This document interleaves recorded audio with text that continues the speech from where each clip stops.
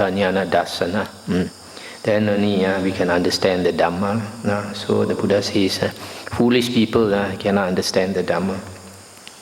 Monks, just as a blue, red or white lotus is born in the water and grows up in the water, but having risen up above the water, it stands unsullied by the water. So too the Tathagata was born in the world and grew up in the world, but having overcome the world, he dwells unsullied by the world. So the Buddha gives a simile, like the lotus flower. He was an ordinary person in the world, but having become enlightened, he has transcended the world. So this sutta, the beginning part is quite interesting. He says that the world quarrels with him, the Buddha says, but he does not quarrel with the world. So that's why a lot of teachers, they don't have the courage to speak the truth. Because when you speak the truth, you antagonize people who speak differently. So some monks, they like to be popular. They just teach those things that people like to hear. The next sutta is 22.95. On one occasion, the Blessed One was dwelling at Ayodhya on the bank of the river Ganges. There the Blessed One addressed the monks thus: Monks, suppose that this river Ganges were carrying along a great lump of foam. A man with good sight would inspect it, ponder it, and carefully investigate it, and it would appear to him to be void, hollow, insubstantial. For what substance could there be in a lump of foam? So too monks, whatever kind of body there is, whether past, future or present, internal or external, gross or subtle, inferior or superior, far or near, a monk inspects it, ponders it, and carefully investigates it, and it would appear to him to be void, hollow, insubstantial. For what substance could there be in body? Stop here for a moment. So here the Buddha is giving a simile for our body. You must remember the Buddha spoke this sutta about 2,500 years ago, when science was not advanced. Yet the Buddha, because of his psychic power, he could see that our body is made up of what? Cells. Sipao cells. And these cells are born and die,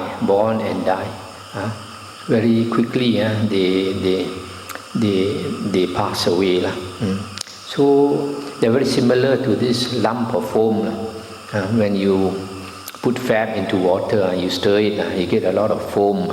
But when you look carefully, these bubbles in the foam, they burst and new ones are formed, and old ones will burst. They keep bursting and new ones will form. So in the same way, our body, the cells, there are trillions of cells in our body, and they are dying and being born, dying and being born. As we eat food, as we take nutriment, then it makes new cells, and the old cells will die. And then we keep eating, and we sustain our body. That's why the Buddha says that the body is sustained by food. Without food, the body will die. The old cells will die and no new cells are created. So we have to keep on taking food. And the interesting thing is the Buddha says all beings subsist on food. Not only human beings.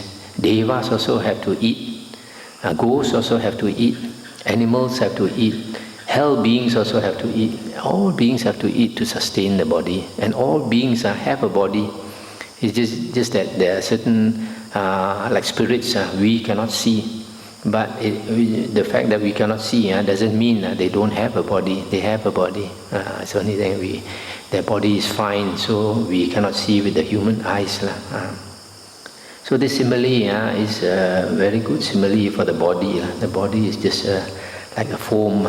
If you look into the body, you cannot find anything solid inside the body, just like in the foam. Can you find anything that is permanent, that's unchanging? You cannot find. So our body also is made up of all these cells, sipao. There's always dying and new ones arise, and there's nothing inside there that is permanent or unchanging. Suppose monks that in the autumn, when it is raining and big raindrops are falling, a water bubble arises and bursts on the surface of the water. A man with good sight would inspect it, ponder it, and carefully investigate it, and it would appear to him to be void, hollow, insubstantial. For what substance could there be in a water bubble? So too monks, whatever kind of feeling there is, whether past, future or present, internal or external, gross or subtle, inferior or superior, far or near, a monk inspects it, ponders it, and carefully investigates it, and it would appear to him to be void, hollow, insubstantial. For what substance could there be in feeling? I'll stop here for a moment. This is another classic example. The Buddha says feeling is just like the water bubble that arises on the surface of a pond or a lake when the raindrops fall on it. Why this example is so good is because when the raindrops fall on the water and a bubble forms, it is very similar to what happens at our six senses. The six senses, we are impinged by contact from the six external sense objects. For example, sights will impinge on our eye, and when the form impinges on our eye, there's contact, and then feeling arises. Similarly, a sound comes to our ear when somebody says something to us, and then we hear that sound contacts our ear, then a feeling arises. Similarly with smell, taste, touch and thoughts. So whenever there is contact, a feeling arises. So that's why this simile is so good. When the water contacts, when the raindrop contacts the water surface, immediately a bubble forms, just like the feeling. And the Buddha wants us to understand that this feeling only lasts for a short while and then it will burst. So similarly, our feelings actually last for a short while. But sometimes it appears long to us. Why? Because we think about it. For example, somebody says something nasty to us, immediately an unpleasant feeling arises. If we don't think about it, it will just subside. But the problem with many of us is that we start thinking about it and then we get annoyed. Why should he say such a thing to me? I have been so good to him. I did him so many favors and all that. And you keep thinking and it multiplies. These thoughts multiply. So the feeling persists. And if you continue thinking about it, at night, it will still persist until you cannot sleep. You have a sleepless night because you are angry. So actually feeling, if you don't think about it, it just arises and passes away. Suppose monks that in the last month of the hot season, at high noon, a shimmering mirage appears.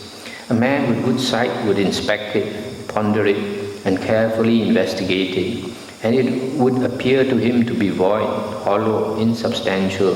For what substance could there be in a mirage? So too monks, whatever kind of perception there is, whether past, future or present, internal or external, gross or subtle, inferior or superior, far or near, a monk inspects it, ponders it, and carefully investigates it, and it would appear to him to be void, hollow, insubstantial. For what substance could there be in perception? And stop here for a moment. So here the Buddha gives a simile of the hot season. During the hot season, during noon time, it's very hot, and somehow the conditions make a mirage appear. And then when you look at the mirage, this mirage is like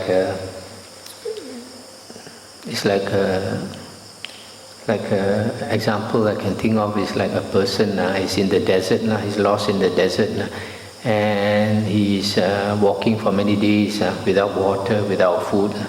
So his mind becomes overheated.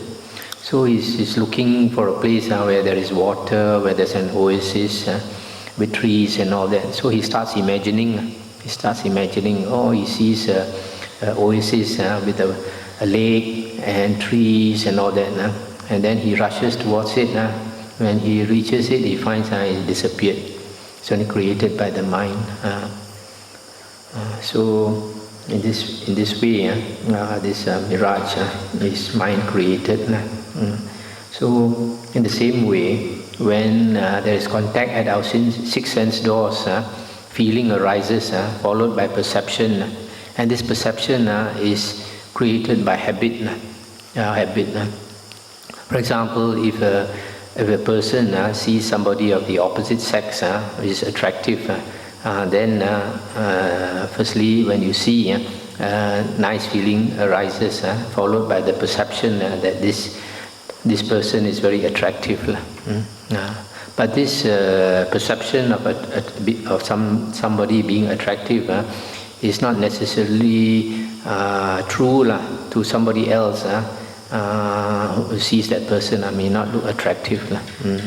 Or you perceive a certain color, but it's not necessary that somebody else will see the same color as you, especially if one of you is color blind. So it is somehow it is insubstantial. It is not absolute.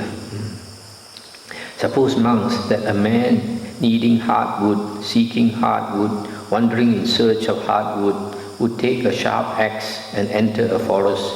There he would see the trunk of a large plantain tree, straight, fresh, without a fruit bud core. He would cut it down at the root, cut off the crown, and unroll the coil. As he unrolls the coil, he would not find even soft wood, let alone hardwood. A man with good sight would inspect it, ponder it, and carefully investigate it, and it would appear to him to be void, hollow, insubstantial. For what substance could there be in the trunk of a plantain tree?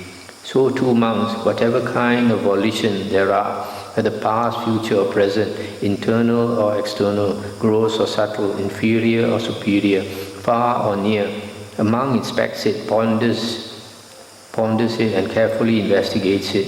As he investigates it or them, it appears to him to be void, hollow, insubstantial. For what substance could there be in volition? Stop it for a moment. So here the Buddha is giving the simile of a banana tree. Plantain plant here is a banana tree with volition. When we exercise volition, we make a decision to do this or not to do that. Then you have the feeling, I want this, I don't want this. You think there is an I inside that makes the decision. But actually there is no I. It's just like a robot. If you make a robot, you have a good computer inside so that it automatically responds to certain situations. And if somebody doesn't understand, he thinks there's a being inside that robot. So we are quite a perfect robot. Our computer works automatically. So the Buddha gives this simile of this banana tree. If any one of you is a kampong boy like me, you know when you chop down a banana tree, usually after you harvest the fruit, we chop down the banana tree, right? So when you chop down the banana tree, you have banana trees here. You find, if you don't understand, this man is looking for hardwood, and he sees this banana tree, he doesn't understand, he's looking for hardwood in the banana tree. So he starts peeling the layers of the banana tree, because the banana tree is quite peculiar, it's got layers. So when he peels the banana tree right to the center, he doesn't find any wood at all. There's no wood. Don't talk about hardwood. So in the same way, the Buddha says, when we examine either our body or our mind, when we make a decision, we think I make a decision. When we start investigating whether the mind or the body, there is nothing inside us that is permanent, that is unchanging, that you can call that I. So the Buddha says in the same way, just like inside the banana tree there's no hard wood. So in the same way,